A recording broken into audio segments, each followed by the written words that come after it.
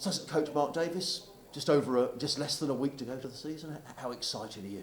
Very. Can't wait. It's been a long winter. We've trained hard and I can't wait for the season to get going. Bring on Sunday, I say. And it has been a long winter. I guess you wait for those 4 months. I guess you hope everybody comes back fit and well from their travels around the world. You do. We've had a lot here as well, so we've kept tabs on people over here. So the people have worked really hard and our players have done really good work in the winter. We've worked hard physically and hopefully that stands us in good stead for the season. For many Sussex members and supporters, it's an exciting time, not least because you've got yourself a new skipper. Just tell us what Luke's going to bring to this group of players. He brings a freshness to it, first of all. You know, he's a lovely lad. He's a very likeable guy. He's very relaxed.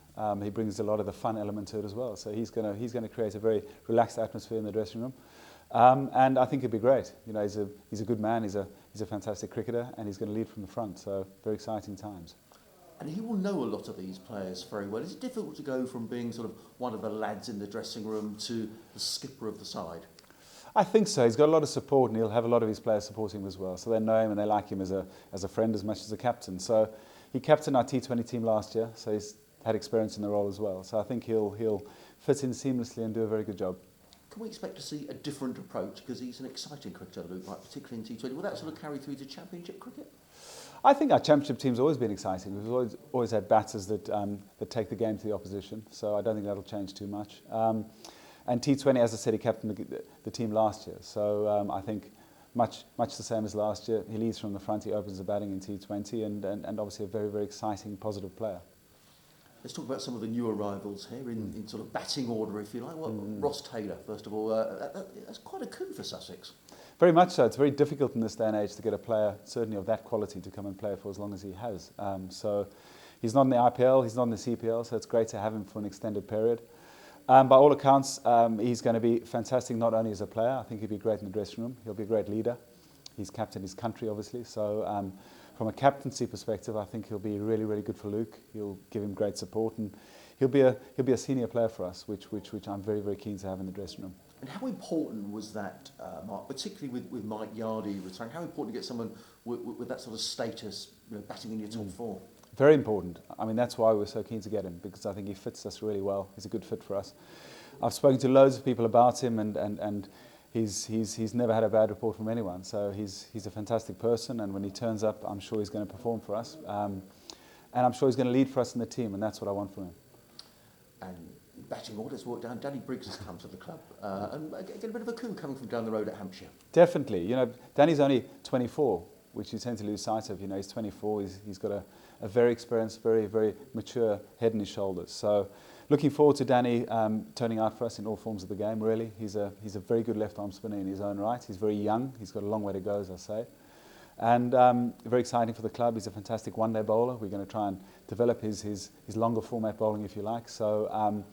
He's fitted in really well. He's arrived and he's fitted in. He just takes care of what he does. He's very professional. He's very low maintenance and very happy to have him at the club.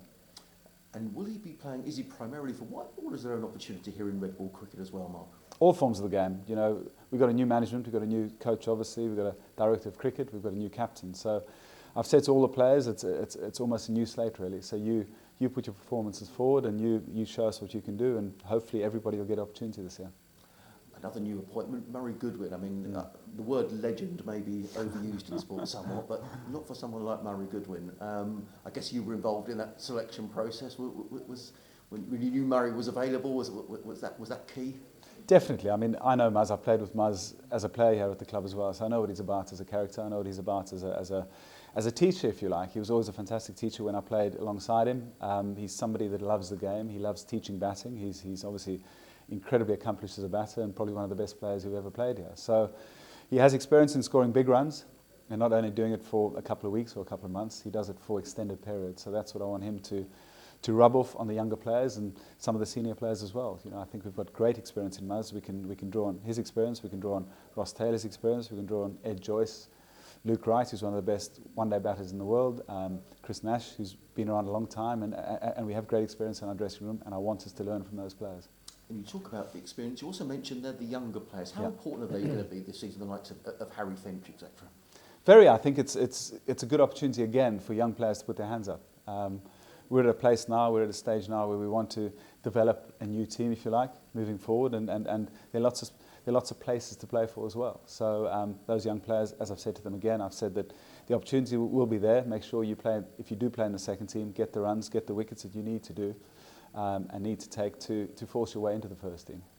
Of course, relegation last season, Mark, how much of a priority is promotion back to Division 1 of the Championship this season?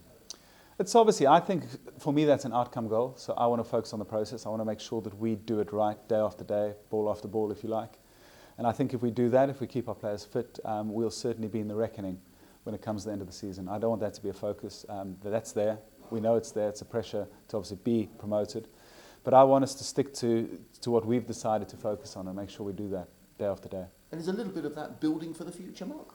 Oh, most definitely. You know, I want to still, I have a vision for the club which I can see in sort of 3 to 5 years' time. So if that happens, whenever that happens, I'm not sure when it will happen. If it happens in 6 months, if it happens in a year or two, so be it. I just want us to be in a position when we do go up that we can compete for First Division, not just try and stay up in First Division as well. One of the problems last year was keeping fast bowlers fit.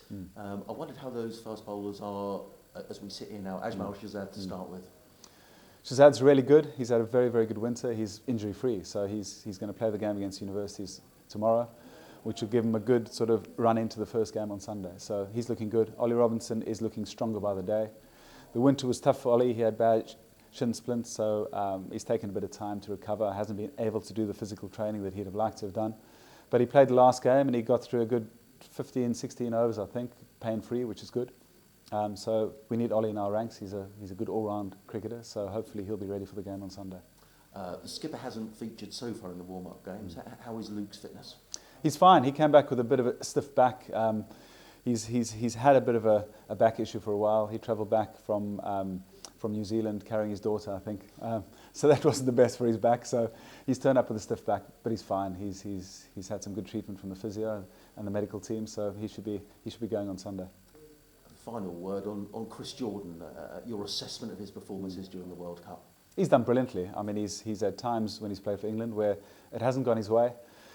He's hung in there. I think the team's been great. I think the management there have kept him in the team because they've seen what a player he can be for England, and he's proved them right. You know, he's done particularly well. He bowled a brilliant penultimate over yesterday as well, and what a heartbreak for England to lose that game. But CJ's done well. You know, he's a 3-in-1 cricketer. He bats, he bowls, and he fields. So he's a very valuable player, and I can't wait to have him back at Sussex. And when can we expect him to see him again in a Sussex shirt? I think he'll play the Leicester game at home. I think that's the game. He'll probably miss the first two. He'll miss the game, obviously, on Sunday, and he'll miss the following game as well. He's going to have an injection into his elbow, which will take him out for a while until that settles down, and he'll be back with us on that third game, so the third championship game. And how important is it, you mentioned there the England management, how important is it that when one of your players is away, I know they're contracted to the ECB, that they are well looked after? Oh, very. I mean, the ECB are outstanding at that as well. You know, they've got a very, very good, big medical team, really, so they've got all bases covered. But very important, you know, you want your players to go away and get the best medical treatment and help they can, and England's certainly done that. So we look forward to having Chris back. Wonderful. Good luck for the new season. Thank you very much. Thanks.